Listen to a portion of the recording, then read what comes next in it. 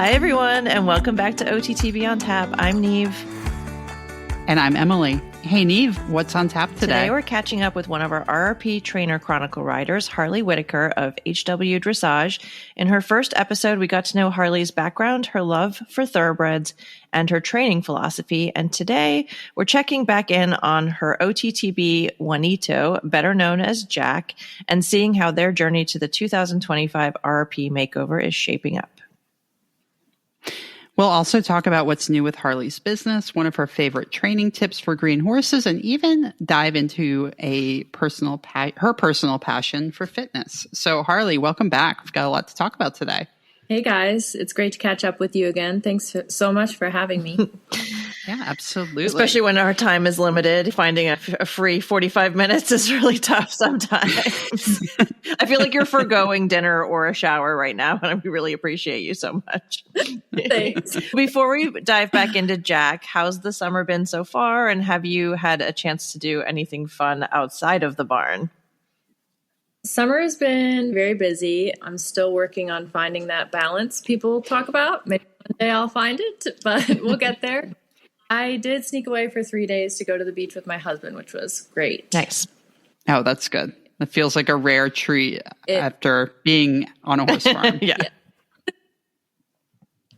So what's a typical day at HW Dressage looking like these days? Has your routine changed much since we last talked? My routine's very similar to the last time we talked. Usually I'm just riding all day and teaching probably from 8 a.m. till 2 p.m. I'm either on a horse or teaching someone on a horse. Wow. How many horses do you have at your farm? You probably told us last time, but I can't remember. So it's usually about 8 to 10. Okay. I have a couple that Okay. like for week boot camps here and there. So Sure. That's a really nice size. I feel like you can still offer that kind of personalized, like boutique feeling versus the larger operations. Get a little crazy. Yes, I agree. We're officially, inside the 1 year countdown to the makeover. Oh, I meant to 1 month. I meant to fix it. Month. 1 month. Wouldn't it be great if it was a year away? God, that would just be. Throw you guys off, but it's Juancho, not Juanito. Oh, shoot. That's because of Married at First Sight. I know. Why did I think it was Juanito? I'm sorry. It's very and it is Jack, because you have a Jack and a Jax. Yes. Okay, Yep. Hold on. Juanito. I don't know. Sorry, guys. Emily's like out to lunch. Hold on 1 second. Okay. All right. Juanito, not whatever. Juancho. Before. That's a cute name, too. Wait, it's Juancho, not Juanito. Juancho. Oh, it is Juancho. Why did I write? I erased it and wrote Juanito again. See, I really wanted it to be Juanito. Juancho. Is that right? Juancho? Yeah. Yes. It's fine.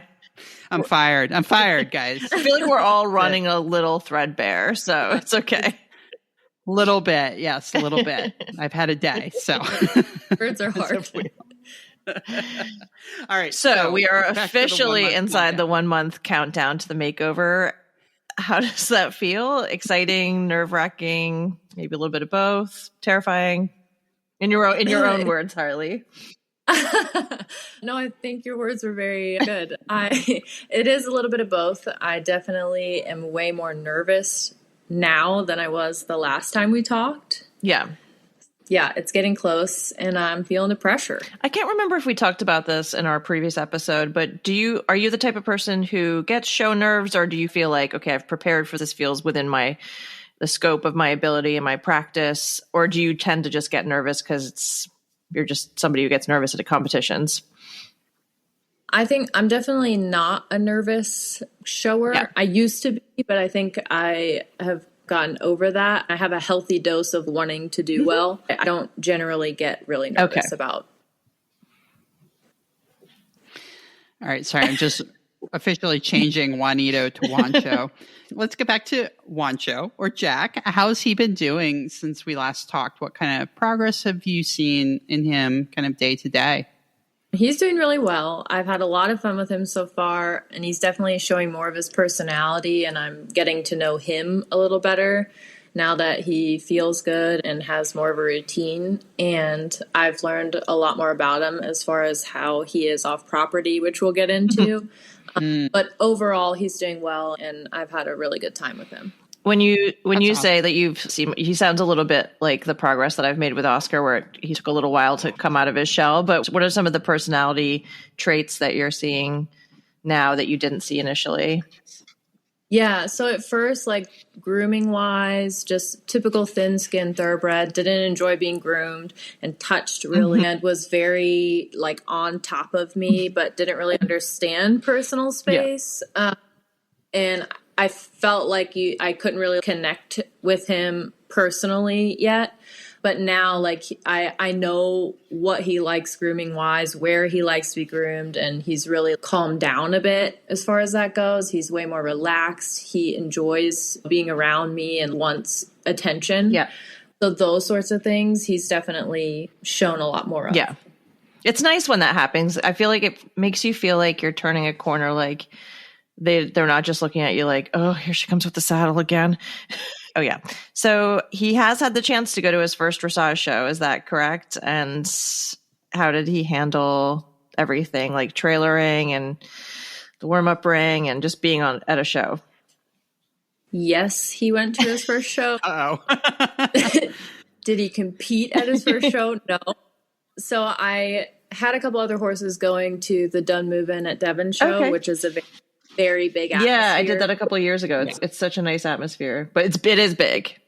It is big. And I was gonna take them on. I did take them on Friday evening. The plan was to school them there and then Saturday.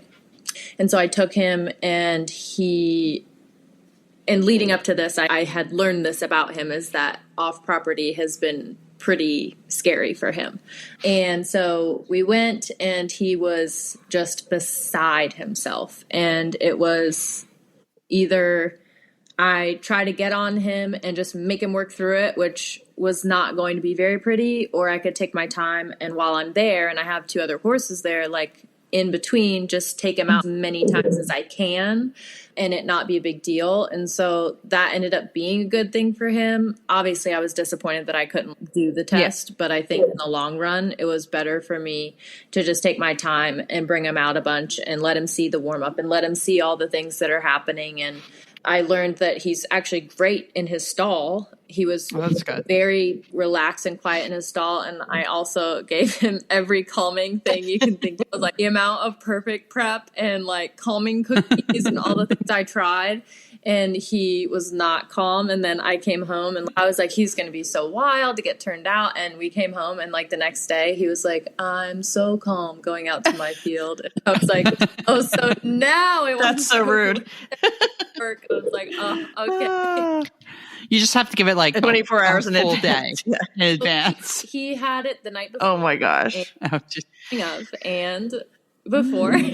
Yeah. I think though, like, it's hard to explain what Devon is like if you've never been there. First of all, I think there's horse ghosts that live there. It's like hallowed ground. It's such a special environment, and it's literally like a block. It's like a city block. Like it's not, and it's right in the middle of a town, and then everything is on top of everything else. So you've got people over there doing third level, and you've got people lunging next to people that are just trying to have a quiet warm up. You've got babies. It's a lot. Water coming in every 5 seconds next to the drag, and they're flying around while you're the watering guys, like, and they're just running on autopilots. They're like, whatever. But yeah, it's not to be, that's a tough atmosphere for sure.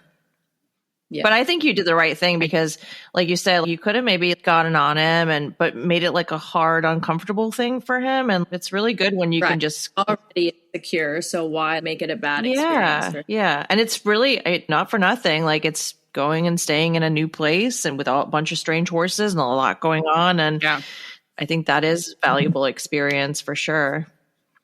Yeah, especially for something like the makeover, where it's not unlike a larger Devon. I mean, there's more room in between things. Yeah. It's a lot of pavement, and I guess the stabling is not temporary, but it's not like horses live there all year round. Yeah. It's also a very like impressive property. So I think that it sounds like, hopefully, and we'll get more into it probably, but by not blowing his mind, by forcing him to go in and do the tests, it hopefully set him up for some good success in the future. Yeah, I'm hoping so. So were you surprised about how he reacted, or was there anything leading up to it? Because of which we'll talk about, but because of our experiences off property before that, I knew in the back of my head that was a real possibility that I would take him and not show him. Okay. But again, it was valuable regardless for him to go and get out as much as possible and see that. So I did have that in the back of my head, and I didn't want to put that type of pressure on him for it to make things worse. Yeah. So where had you taken him before? So he'd been off property, but not to a show previous.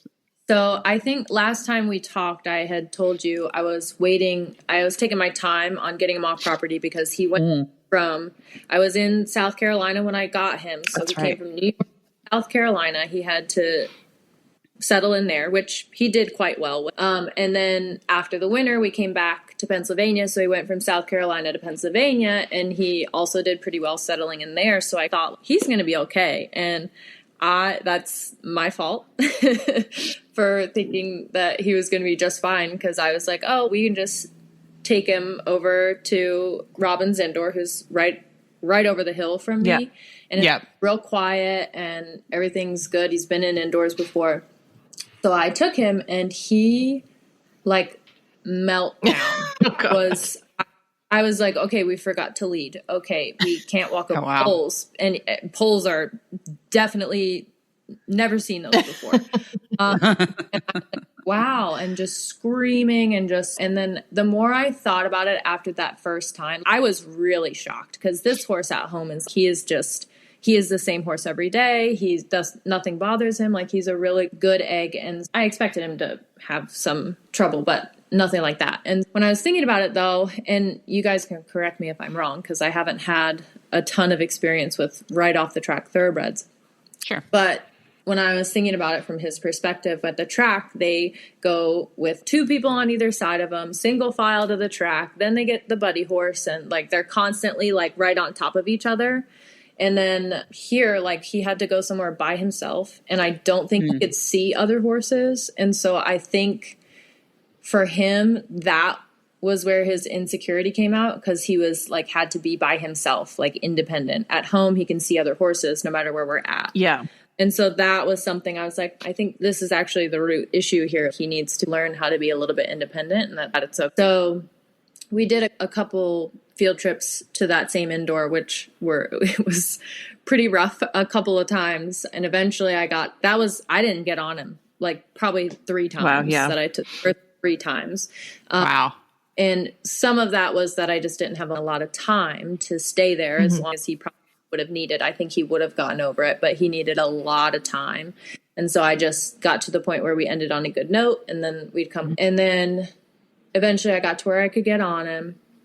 And then we worked through that, but never quite completely settled there. We went to a different place in a different indoor, but there were horses in the arena, and that actually went fairly well. He was still very up, but I was able to get on him and just go to work real quick. Yeah. And that was good. And I made that a quick, all right, walk, track, canter each way. Great. You did great. Let's go. Yeah. And so that was good. And then I also took him to a different place a couple weeks ago. And also after that, I started doing a little more of the groundwork with him, because whenever he's like straight on, he just gets real stiff and stuck in his body. And so I was like, okay, we need to take a couple steps back. I need to work on groundwork and just getting him to yield in his barrel a little bit and get him to soften up so that I have better tools when we go places and he's not quite ready for getting right on. And so I went back to the basics a little bit. And then the next time I took him somewhere, it actually did help. He still really struggles off property, but I do feel like each time it gets a little bit better. And so leading up to that show, I knew that it was going to be a lot for him, but still I was able to get on him and do a little bit. It was tricky, but I was able to do that. So from there, we've just been trying to keep adding like little good experiences, investing into it. One of the things that Chelsea mentioned, I think in the last episode we recorded with her, was that one of the years that she was at the makeover, she had a horse that like when she got there and the horse was like, I can't go anywhere by myself. This is really terrifying. And she literally found somebody who was stabled next to her with a really calm horse and said, can I just buddy up with you for the first couple of rides? Because I just need a buddy. And so she was able to connect with somebody that had a horse with all of its feet on the ground. And she just, the first couple of rides, just went out for a little morning walk with them. And it really helped. So hopefully you'll be surrounded by some good people that can be a resource in that way for you. Because it sounds like he gets a lot of confidence from being around other horses. Yeah, I do think that I've thought about that as well. I do think that I'm going to try to do that. And the one good thing is I am getting there on Monday and I don't know which day is actually the start of, I don't know which day. I think you can ride in school on Tuesday and then Wednesday is the first day of competition. Okay. Because I think getting there early and then just being able to get him out as much as possible before that is going to help. Yeah. Even if that means, I feel like, because I'm trying to get there on Monday too, I think our shipper is planning to get there like midday Monday. And I'm like, if I have to hand walk him all over every inch of that property for the first 24 hours, I'll do that. Absolutely. Yeah, no, I'm on that same. Absolutely. Yeah. I mean, it's interesting, the insight about them not really ever being alone. And that's I've actually seen. I don't actually know that. So you can correct That's fairly true. They're always out in company for the most part. Yeah. They might, depending on where their stabling is from the track, like they might go from the barn to the track on their own, but not always. And it's something, so I have a young homebred that actually is a little bit similar. She did not race. She did, but she has problems being alone too. And I think it's just something she never experienced. She was born on a farm, raised with all of her little buddies, and then trying to then take her like out in a big giant field by herself. Just, she was like, what is she didn't have the coping mechanisms to deal with it. No, and she just never had to deal with it. She moved from the big field with all the babies, and then she went into a good sized paddock, but with 2 other mares.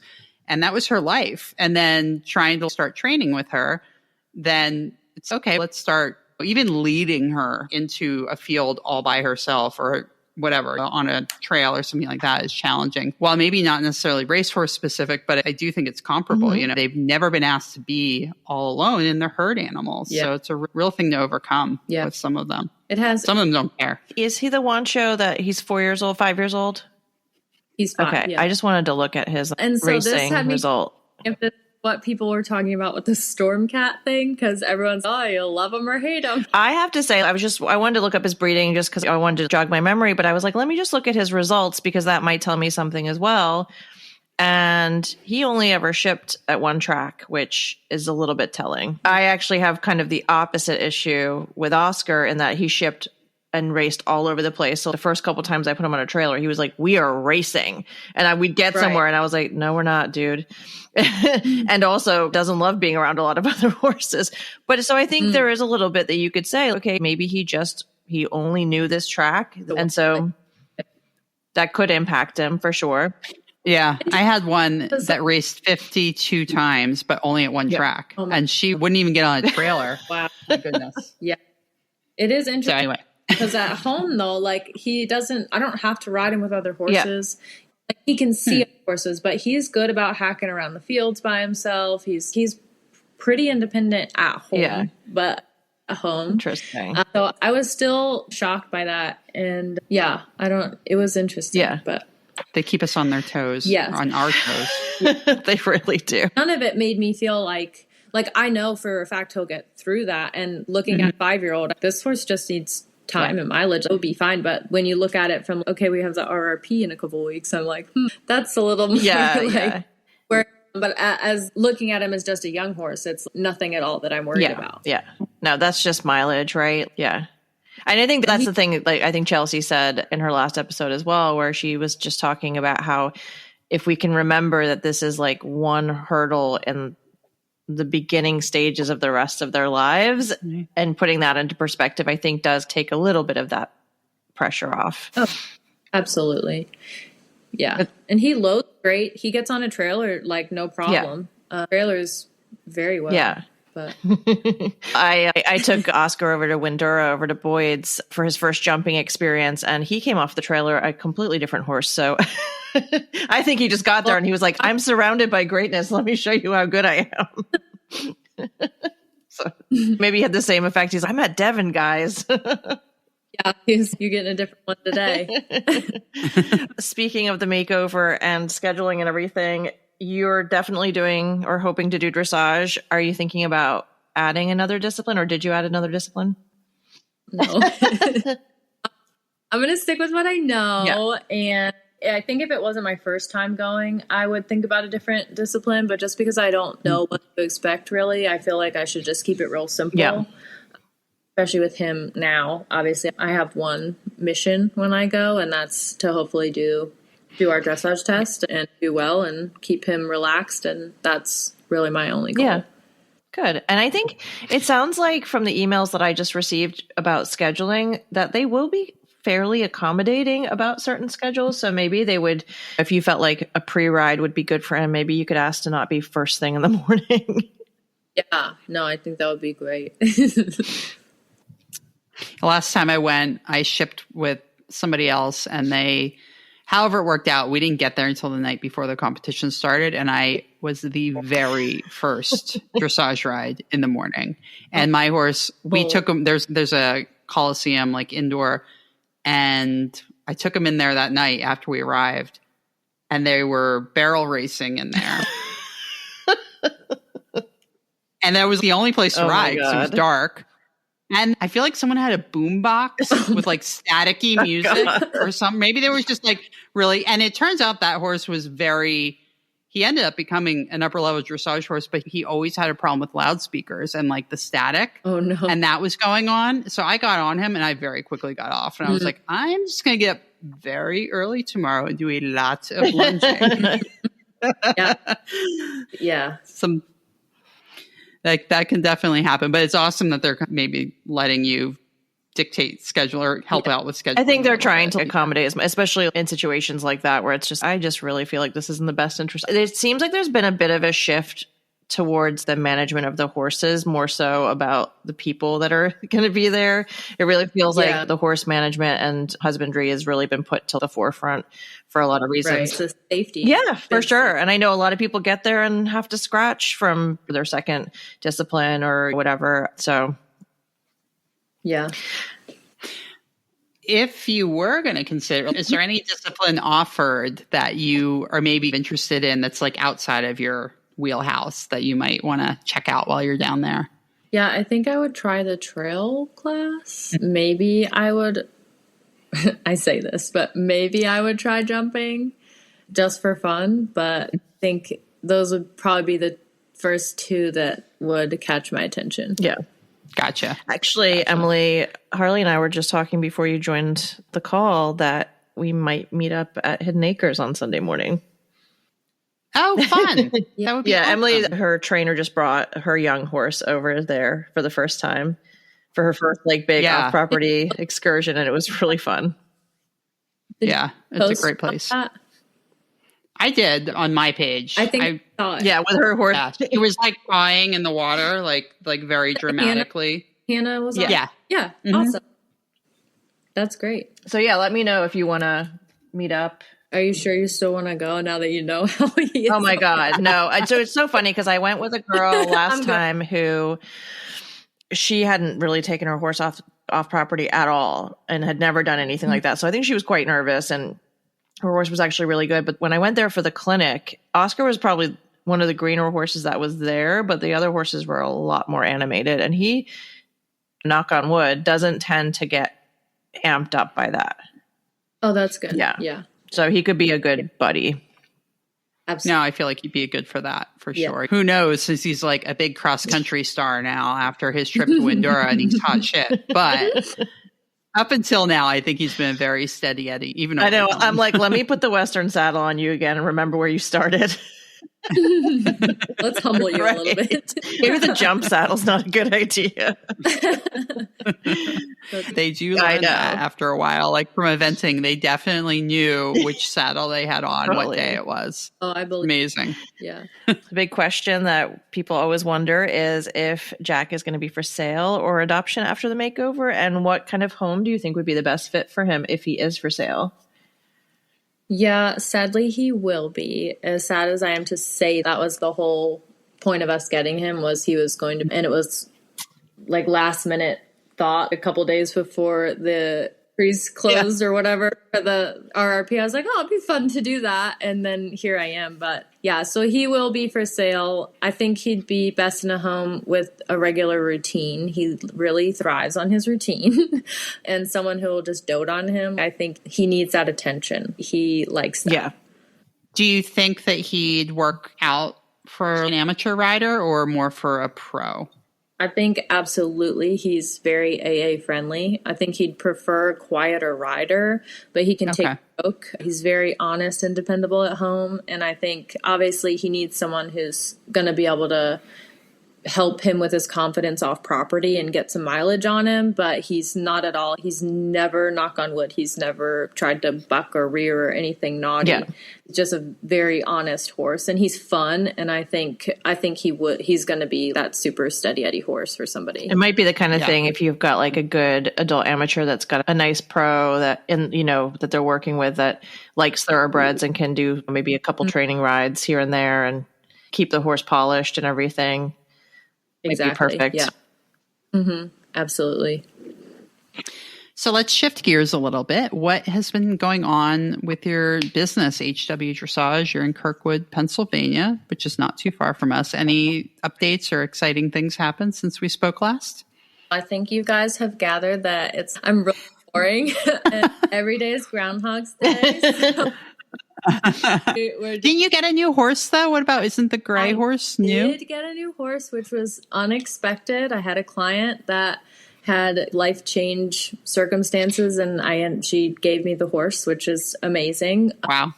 Because the horse she's awesome and she is special, but she is not one that just anybody could probably take on because she's super sensitive, and I got along with her really well, and it just one of those weird things that fell into place. So it was like a welcome surprise. Yeah. So I have been having fun with her, and that is definitely a big new thing that's happened.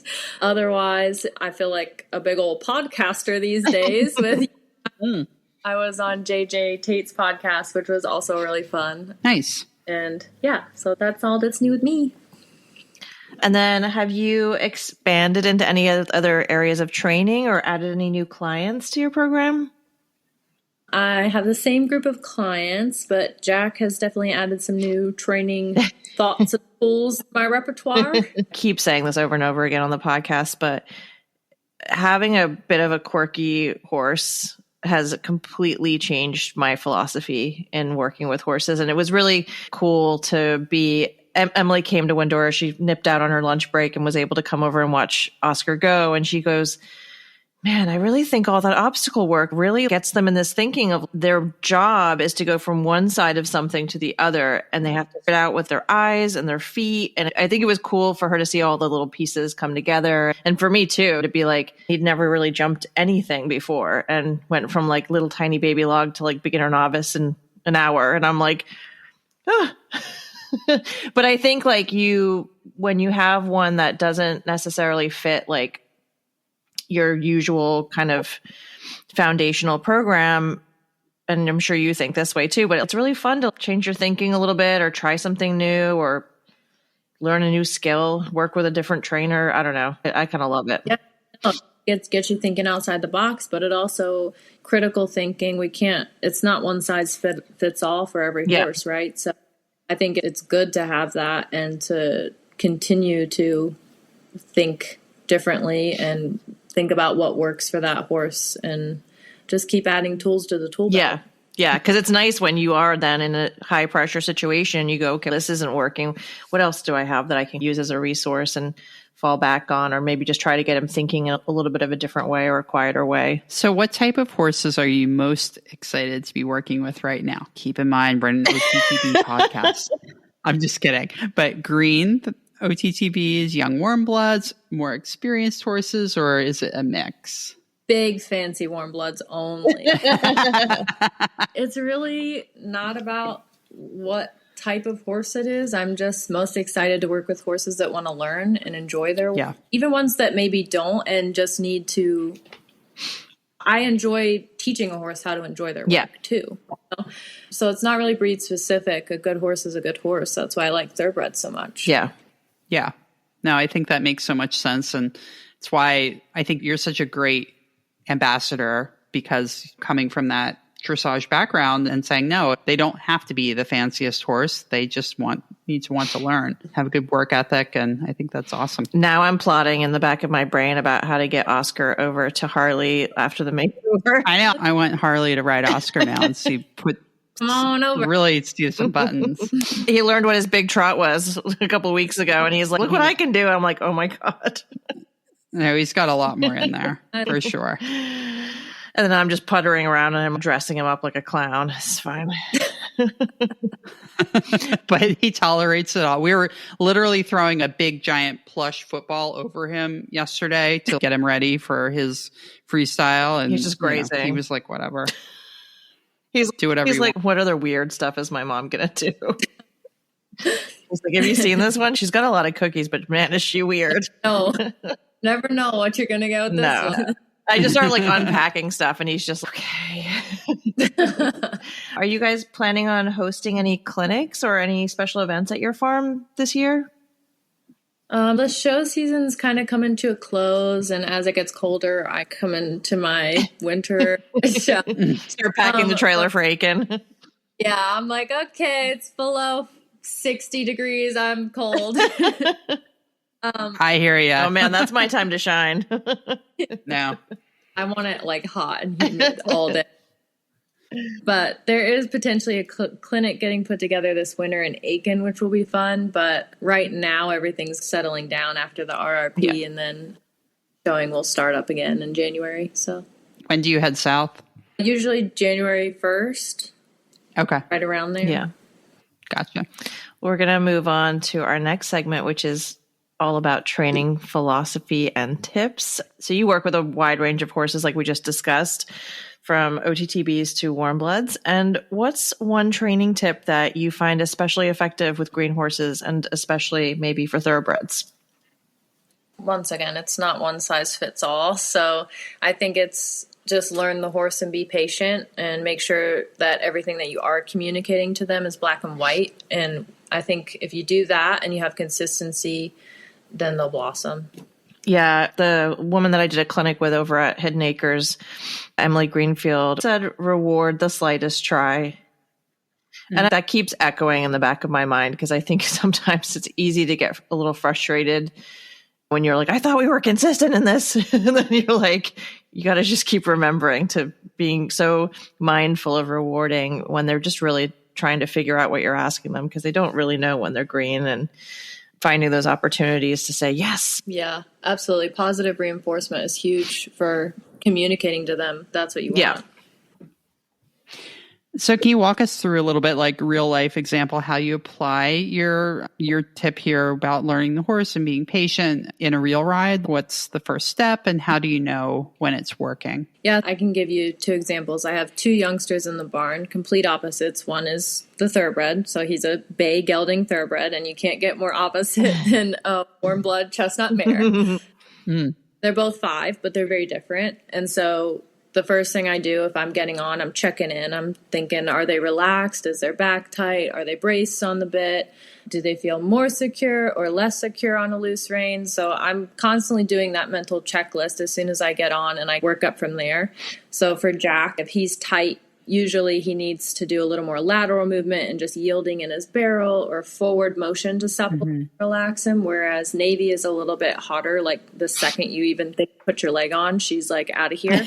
But also the more forward she gets, if she's insecure, she gets a little more panicked. So to relax her, she needs to slow down a little bit. So for both of them, it's the opposite. And usually that's how it is when you get on a horse. If they're really forward, you need to slow them down. If they're really slow, you need to speed them up. And that's part of it. But if I get on Jack, let's say, and I ask him to trot and he's dull off my leg, I have to be a little bit quicker and sharper and get more of a reaction out of him. And then when he gives me that, that's that positive reinforcement piece where with him, I know now, is that he responds if I pat him on the neck and give a little bit in the rein, that he knows that that's good. Yeah. And Navy responds better if you just talk to her and come back down to the walk. Then she starts to blow out and relax. And so as you go and you start asking for things, if you're black and white about it, then if they give me the wrong answer, I'm not going to get upset about it. I'm going to asking the question until they give me the correct answer and then reward them when they do. Otherwise, you don't want to be afraid of the horse making the mistake, because if they don't make the mistake, you can't correct it, and then they'll never learn what you wanted in the first place. So I highly encourage them I let them make the mistake, then I correct it, and then I reward them when they give me the right answer. Yeah.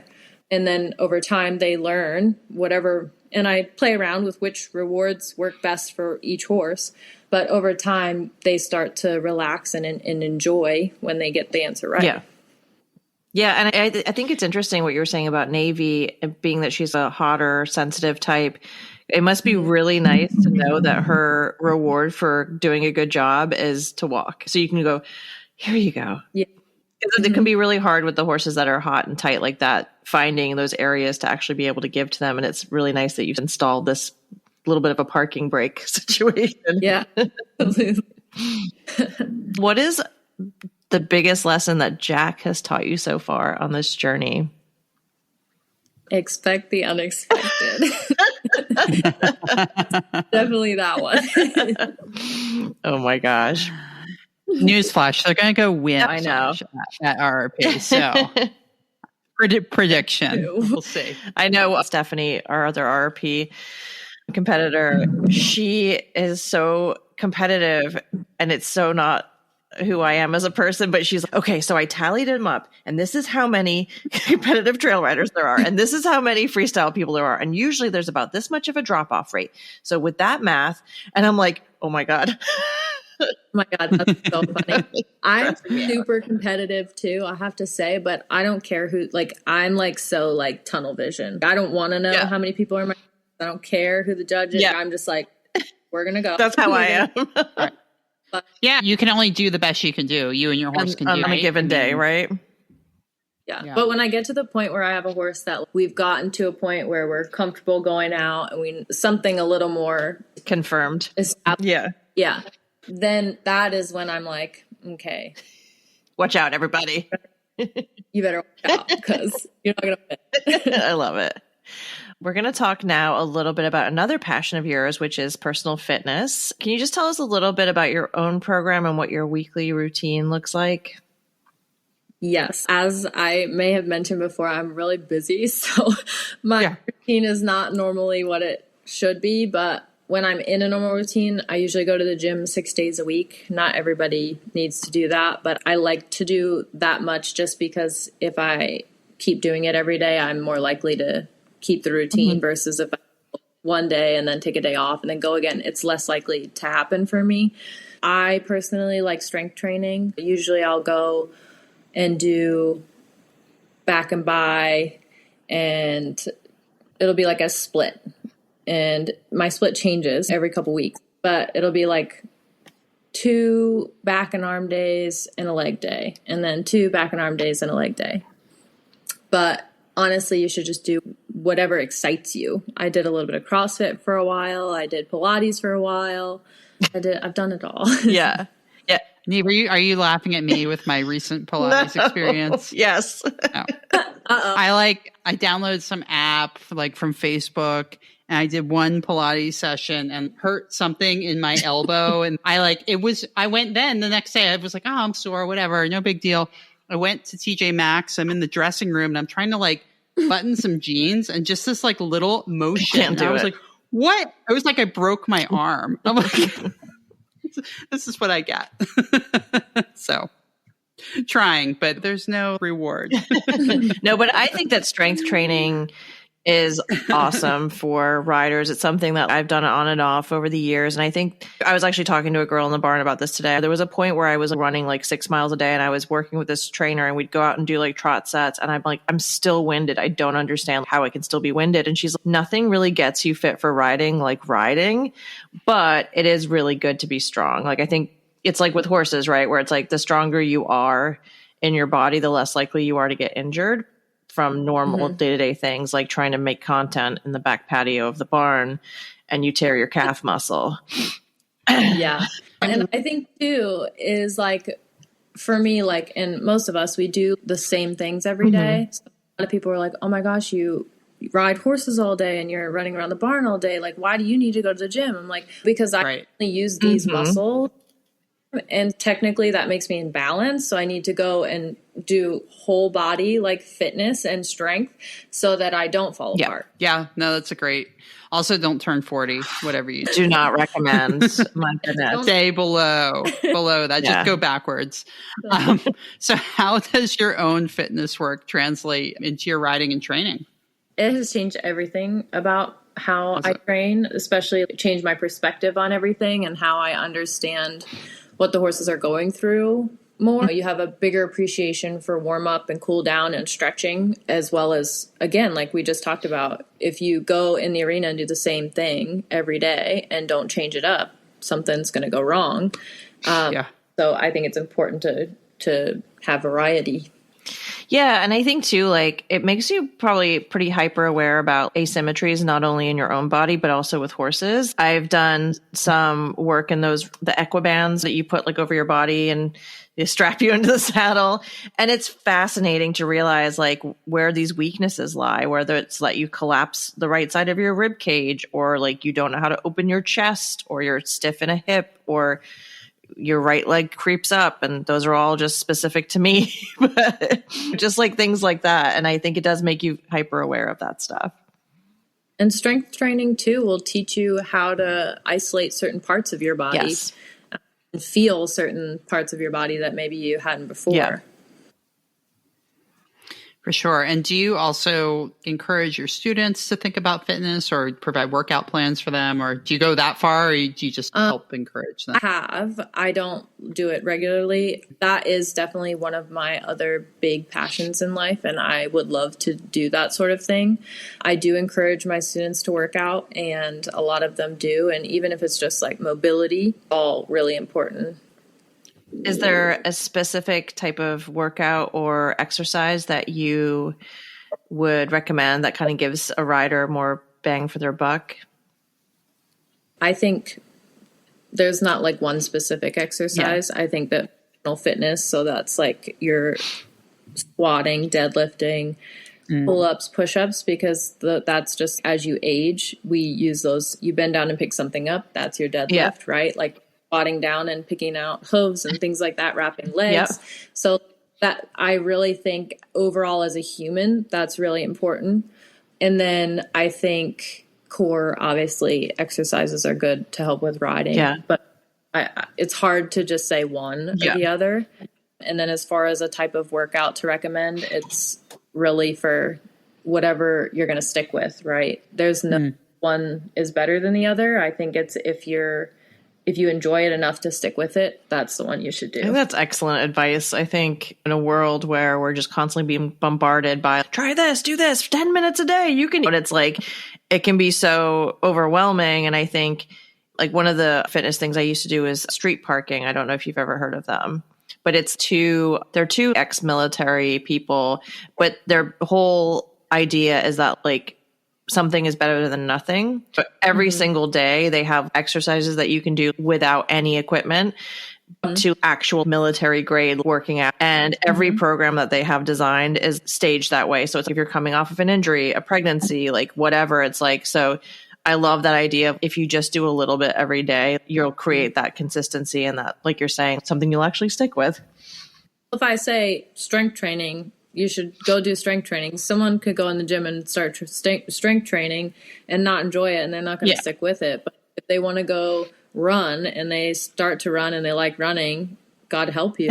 But You like You know, like one thing that I always found to be incredibly helpful when I was consistently going to the gym was the rowing machine. I think is a really good activity for riders because it engages so much of what we actually use in the saddle, but specifically helps with the stiffness that I think a lot of riders feel in their hips. Yeah. And it's pretty low impact. Yeah. No, I would agree with that for sure. And for riders listening who want to start improving their fitness, what's your best piece of advice for just getting started? To just start and to start small. Don't overdo it at the beginning because I am the type of person, because I'm very intense. I am all or nothing. So I will start out going 6 days a week to the gym, and you get 2 days in, you're so sore you can't move. And then you're oh, I'm going to have to wait. And then you just fall off the bandwagon. So I honestly, that's me. Small, like in your head, you tell yourself, okay, I'm only going to do this much today. And then slowly start to build off of that. Because honestly, the biggest part, like what had me falling in love with the gym and fitness, because at first when I started, I was terrified of going in the gym and having people look at me and I don't know what this machine does. I don't know what to do. Sure. And that intimidates a lot of people. Yeah. And for me, once I got to the point where I could go for the whole week, and then the next week, you will be surprised how quickly your strength, like how quickly you feel that difference. So once you get like a whole week in, and then you go that second week, and all of a sudden you're like, wow, I am doing 5 pounds more than I was last. That is where the addiction kind of starts. And you start to notice things in your body and all that. And that's great too. But it's a shame when people start that and try it and they go too hot, too fast. And then they don't get to that point of their body isn't as sore all the time. And there's definitely an intro period you have to go through. I really like that because it correlates very much to what we like to say about young horses and thoroughbreds is don't get greedy. You know, something's going and you get that small incremental like breakthrough one day. Don't ask for too much and then have it go backwards. Right. And it translates there. Don't get too greedy. Just ease Don't into drill it. them so that they hate their work.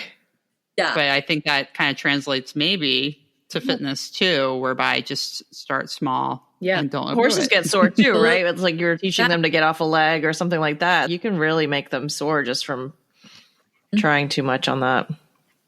And that's another good point that I tell my people too. At the beginning of your ride, if your horse starts out a little bit stiff, like if you get out of bed in the morning and you're a little stiff, could you imagine if someone was just like pulling your hands down to your toes and be like, here, why can't you touch your toes? Like, why aren't you touching your toes?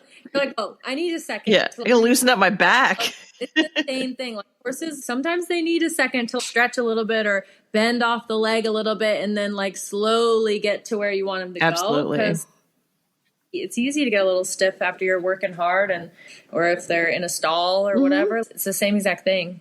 Yeah, absolutely. No, I really like that.